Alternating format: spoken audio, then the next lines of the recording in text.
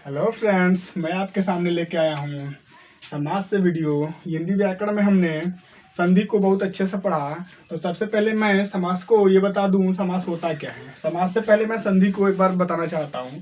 संधि क्या होता है? संधि को हम पढ़े जहाँ पे दो वर्णों का मेल होता है और वर्णों के मेल से जो विकार उत्पन्न होता है, परिवर्तन होता था, वहाँ पे उसको हम संधि कहते हैं। समास उससे बहुत भिन्न है। समास क्या होता है? यहाँ पे दो शब्दों का मेल होता है, एक नया शब्द बनता है और दोनों शब्द के समान अर्थ धारण करता है। जैसा कि आप यहाँ पे देख रहे हैं, मैं लिखा हूँ दो पदों का ऐसा संक्षिप्त रूप जो पद का समान अर्थ धारण करता है, वह क्या कहलाता है? समास कहलाता है। तो समास क्या होता है? दो शब्द मिलकर एक नए शब्द बनाते हैं, लेकिन उनका जो नया शब्द होता है उनका अर्थ उनसे मिलता जुलता होता है। संधि इससे बहुत भिन्न है। संधि में क्या होता है? संधि में दो वर्ण मिलकर विकार उत्पन्न कर देते हैं। जैसे अ और अ मिलके आ हो जाता था, छोटी छोटी मिलके बड़ी हो जाता था, लेकिन ये नहीं। तो संधि में क्या हो? संधि का जब हम तोड़ते थे, शब्दों को तोड़ते थे, उसको हम कहते हैं संधि विच्छेद। जबकि समास में शब्दों को तोड़ने को कहते हैं हम समास विग्रह। क्या कहते हैं? समास विग्रह। हम यहाँ पे देख रहे हैं, अब समास के भाग देखें। तो समास के भाग बताने के लिए मैं बता दूं तो पहले के विद्वानों ने समास को, हिंदी व्याकरण में जितने विद्वान हैं, समास को चार भागों में बांटा। वो कौन कौन सा भाग हैं? तो ये होता है अव्ययी भाव समास, पहला। दूसरा होता है तत्पुरुष समास, तीसरा द्वंद्व समास और चौथा होता है बहुव्रीहि समास। लेकिन आधुनिक हिंदी व्याकरण में जितने हमारे विद्वान हुए, उन्होंने इस समय अपनी सुविधा के लिए हम समास को 6 भागों में बांट दिए। वो कौन कौन सा रहा? तो ये रहा व्ययीभाव समास, तत्पुरुष समास, कर्मधारय समास, द्वंद्व समास, द्विगु समास और बहुव्रीहि समास। देख रहे हैं आप लोग यहाँ पे द्विगु समास और कौन सा? कर्मधारय समास यहाँ पे नया दिख रहा है। तो क्या होता है, पहले के विद्वानों ने ये आपका तत्पुरुष समास जो रहा, तत्पुरुष समास के भेद में ही कर्मधारय समास और द्विगु समास को रख दिया। लेकिन आजकल के विद्वानों ने जितने हैं, अपने सुविधा को हमको और अच्छे तरीके से बताने के लिए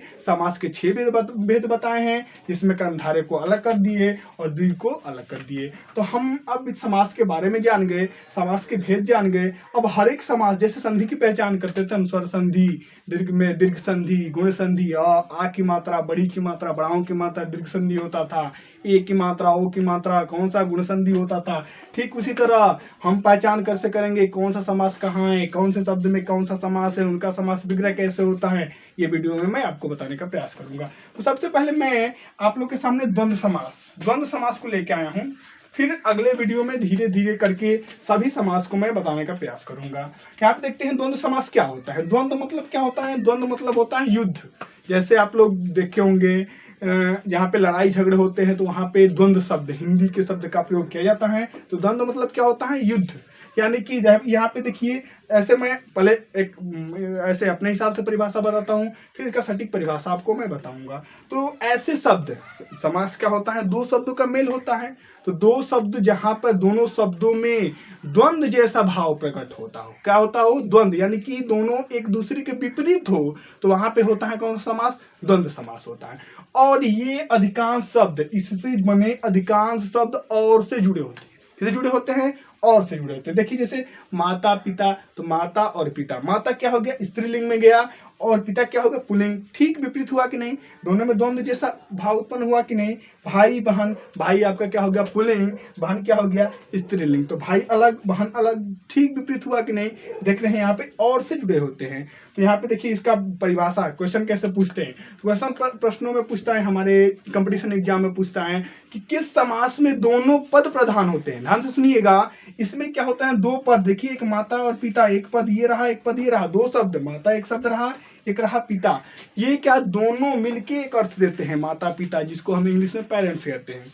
तो क्या होगा? दोनों पद। तो यहाँ पे इसका परिभाषा कैसे होती है? तो जहां पर दोनों पद प्रधान होती हैं, ऐसे शब्द जहां पे दोनों पद मिलकर उस पूरे का अर्थ देता है, वहां पर कौन सा समास होता है?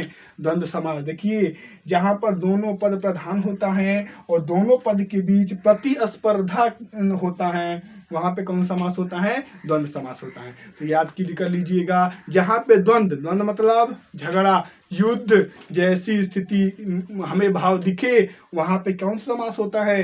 द्वंद्व समास होता है। इसमें लेकिन सबसे इम्पोर्टेंट बात ये आप लोग याद कीजिएगा, दोनों पद की प्रधानता होती है।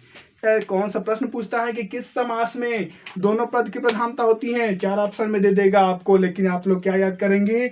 द्वंद्व समास में दोनों पद की क्या होती हैं? प्रधानता होती हैं। तो आज मैं द्वंद्व समास के बारे में बताया है। आगे अपने अगले वीडियो में मैं आपको अव्ययी भाव समास, तत्पुरुष समास, कर्मधारय समास, द्विगु समास और बहुव्रीहि समास के बारे में लेकर आऊंगा वीडियो। और क्या कहते हैं, इसके समास विग्रह कैसे करते हैं, ये सब वीडियो लाऊंगा। संधि से जैसे मैंने अंत में क्वेश्चन दिया, उस तरह भी समास से भी क्वेश्चन लेके आऊंगा, उसको हल कराऊंगा। तब तक मैं आप लोग मेरे अगले वीडियो का इंतजार कीजिए।